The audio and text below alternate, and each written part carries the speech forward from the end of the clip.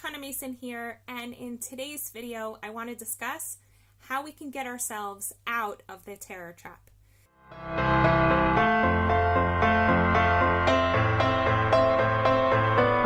I just came home from a Memorial Day ceremony here in Central Jerusalem, and for those of you who've never been here for Memorial Day, it's, I don't know, in my experience, nothing like American Memorial Day or Memorial Day in many other countries, because here in Israel, pretty much every single young person is conscripted into the army. And because of that, everyone has either been in the army or has family who's currently in the army or has children in the army. And because we've had to literally fight for our survival, because there's tons of countries surrounding us who want us dead, we've had to lose a lot of people to not just war, but to also terrorism. We also today honor those who have died because they were Jewish, because of terrorism. And crazily enough, the Arabs are often killing their own kind also in the name of terror. So one of the 4 people who recently died in the barrage of 700 rockets that hit our country was actually an Arab Bedouin man, and the people in Gaza didn't care. They didn't care who they hit. They're really just on a rampage of hatred. And the question that is really important for us to ask ourselves is, how does a person get themselves to the point that they think that it's good to shoot a rocket right at a school, right at a kindergarten, right at a hospital, which was hit, right at an ambulance, which was also hit, right at the home of an elderly couple, which was also hit. So how do such things happen? How does someone get themselves into that mental state? And basically, what I believe is that first they terrorize themselves, and then they go and take that terror and bring it out onto the rest of the world. And if we're really honest with ourselves, we all do this. We all have a little bit of a terrorist inside of ourselves.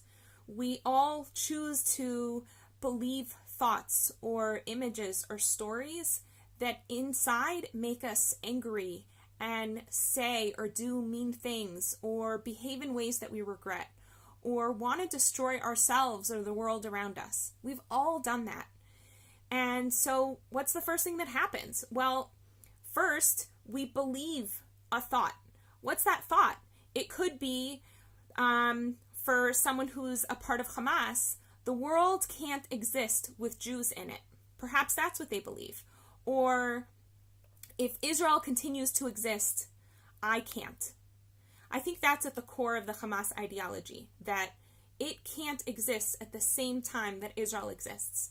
So if I were to believe a thought like that as long as another person exists, I can't exist. So what would that do to my physiology? That would make me tense up. It would make me really angry. It would focus all of my energies on that person and make me think of all of these vengeful tactics of how I could go after them. And that sucks, to live in that state all the time. And the backwards is also true. What I mentioned yesterday is whenever you feel in a yucky physiological state, a yucky emotional state, or you find your mind looping through lots and lots of thoughts, you know, guaranteed, that you're believing something that's not true. Because truth feels open, feels calm, feels present. And falsehood feels tense and tight. That's how lie detectors work. Lie detectors are actually able to measure our muscle tension. And when we lie, our bodies go into fight or flight. Fight or flight forces our hearts to race, our breathing to grow shallow, and our bodies to tighten up and be ready for war.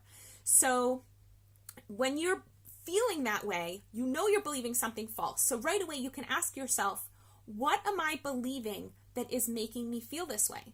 And if someone were to believe, I can't exist as long as he does. Let's make it general so that we can try to apply it somehow to our lives and not think that we're Hamas. What I can do with that thought in order to get out of that terror that thought creates in me, I can go through a process that Byron Katie in her wisdom created. It's called the work. It's really simple. I'm going to teach it to you right here. The first thing we do is we ask 4 questions. Question number 1, is it true?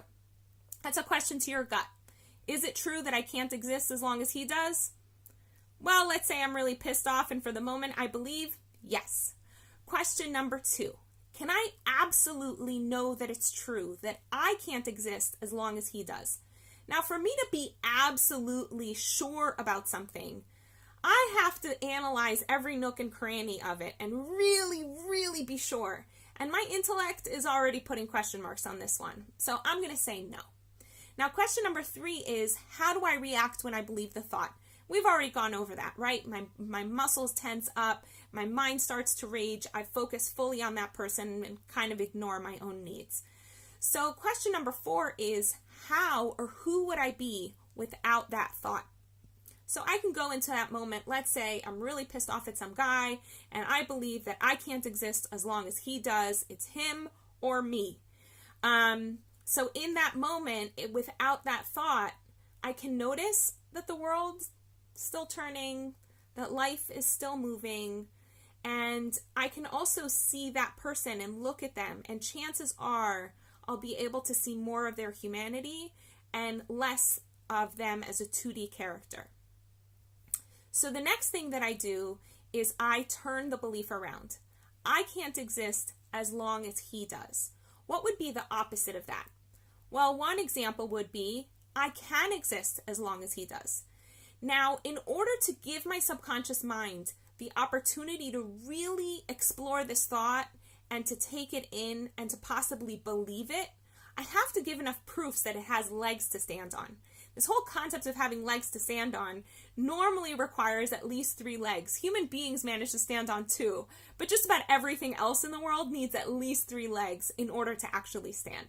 So I could say I can exist in, or I can exist as long as he does, is, I already do. I'm existing right now, and he's existing right now, and we're both just fine. That chances are my life in its own existence isn't really connected to his life so much.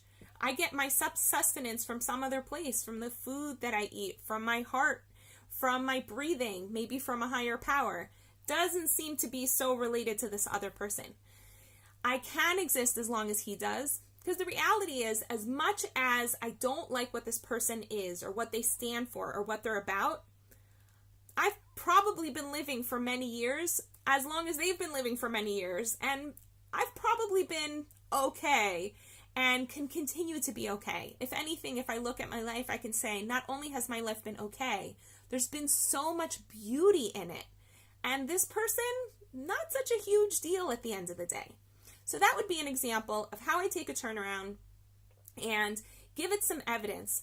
And then I can ask myself, okay, well, what do I do with this turnaround? How do I apply it to my life? And I could say, I'm focusing so much of my energy on this other person. If what I really want is to exist, how can I exist more?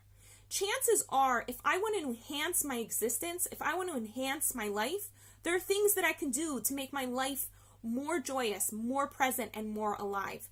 Maybe I could feed myself healthier food. Maybe I could go for a walk. Maybe I could ask somebody for a hug. Maybe I'm really hungry and striving for attention. Or maybe I just need rest. And then I can feel like I exist more. Maybe I can even give myself a hug or look at myself in the mirror and say, Hannah, I love you. And whoever you are that's watching this video, I love you too. And I love the part of you that is watching this because you want to grow. You want to get rid of the terrorist inside of your own head, and you want to live a life of joy and clarity and peace. And for now, I bless you with that as we remember those who died in the name of hate, that we should be blessed to live in the name of love. Want to experience more vibrance, clarity, and joy in your life? Book a guaranteed session at hannahmason.com/joy.